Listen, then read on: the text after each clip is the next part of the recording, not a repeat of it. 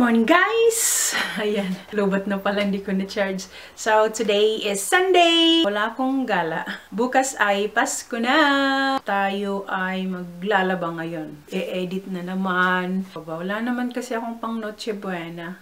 Walang Noche Buena. Walang kasalo. Yung mga friends ko, ewan ko kung may Noche Buena sila. Tingnan ko lang mamaya kung mayroong mag-invite. Pero kung wala, stay put tayo dito sa bahay. Guys, kailangan kong maglaba kasi yung yung labahin ko ay ang gabundok na. Ayan, tapos nakasalang ngayon yung kumot kasi amoy panutkot na. Sasaya mamaya, pagkatapos ng kumot, isasalang ko yan. Ayan guys, gabi na. Saan ako pa,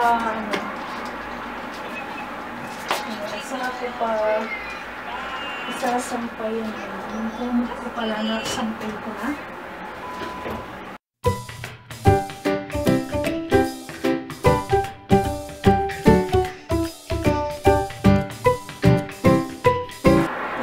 Guys, may mga pantalon kasi dito na pang winter na mayroong yung ganito, yung parang warm siya sa loob. Parang may siya, parang fleece. Kaya hindi siya malamig.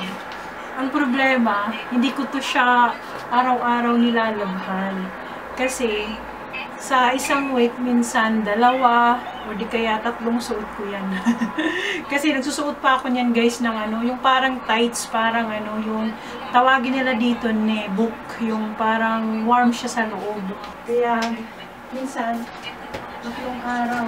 Tapos isahan ko ng nilalabahan. Isang bagsakan yung paglaba ko. 3 days din yung yung holiday. Pero yung iba, kahit Pasko, may pasok, lalo na sa mga factory, wala silang pahinga. Pag dito sa ibang bansa, walang pahinga.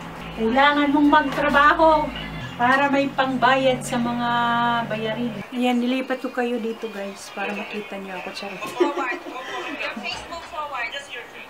Para makita talaga na.